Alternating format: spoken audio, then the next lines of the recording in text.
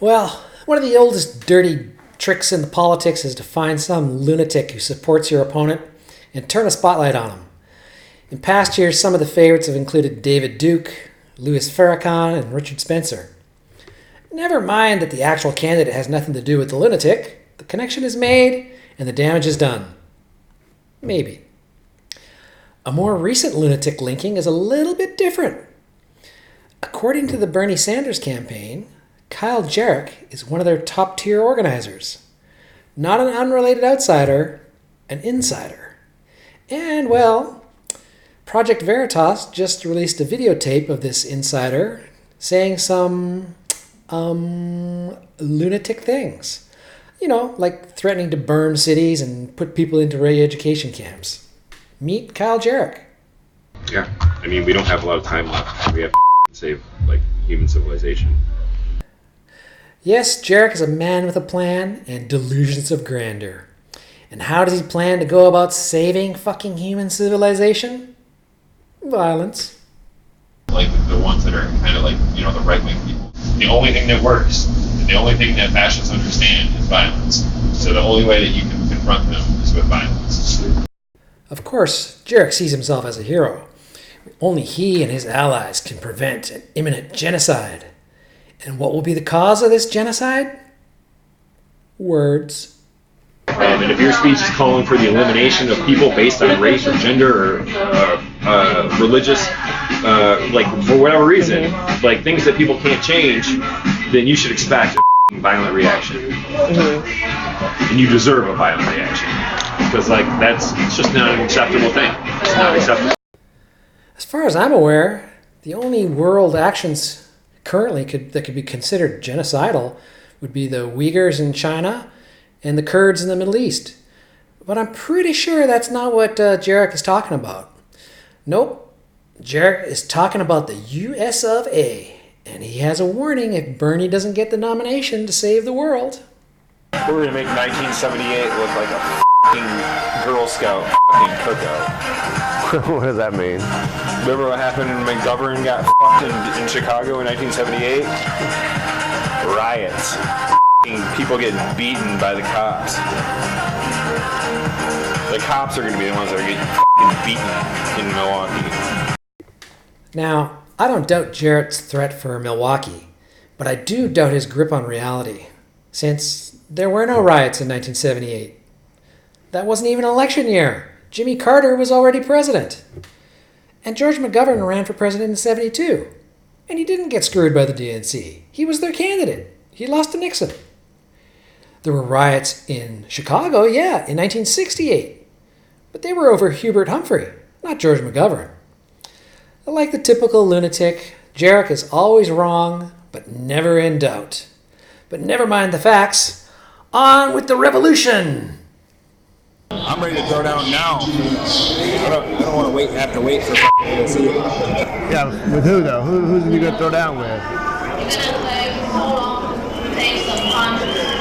Billionaire class, media, pundits. Go walk into that MSNBC studios, drag those up by their hair, and light them on fire in the streets. Okie dokie. The socialist says the billionaires must die. That's no surprise.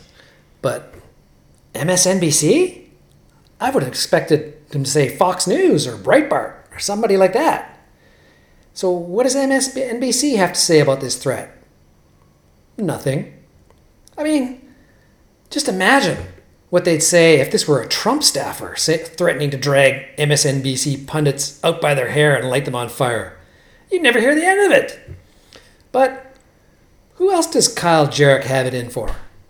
Guys like that. What are we gonna do with them? Gulag. Liberals get to fucking wall first. What are we gonna do with those people that resist the change? Because that's a big deal. Well, I'll tell you what. In Cuba, what do they do to reactionaries? They shot them on the beach.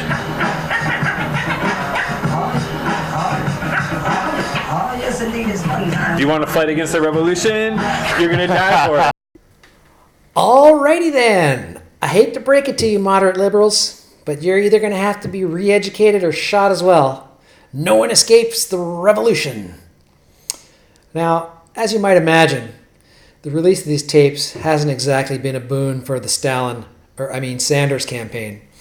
Now, of course, that is not to suggest that all Bernie supporters are psychopathic communists like Kyle Jarrett. No way. Only an idiot would make such broad generalizations about a candidate's supporters. You could put half of Trump's supporters into what I call the basket of deplorables. Right? The racist, sexist, homophobic, xenophobic, Islamophobic, you name it. So, while it's fair to say that not all, or even half of Bernie supporters are Antifa communist revolutionaries like Kyle Jarrett, it's probably not too far off to say that all Antifa communist revolutionaries are Bernie bros. That's his base. Communists. The people who will support Bernie no matter what. This is a problem for Bernie, especially since he publicly shuns the usual violent rhetoric of revolutionaries, presenting himself as the nice socialist. And maybe he is. I have no reason to doubt his intentions. But then why does his campaign attract violent communists who want to send opponents to the gulag, shoot them on the beach, or set them on fire? At the very least, Bernie has a staffing problem. And why is that?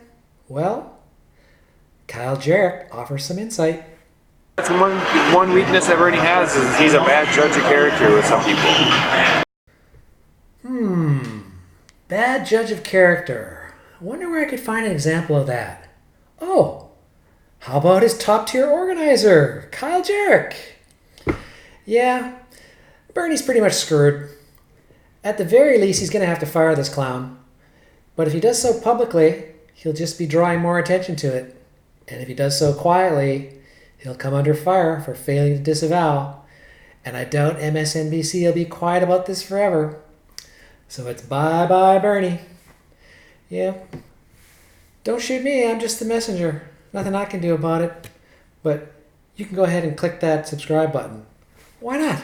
What else are you going to do? Go for it. Viva the revolution.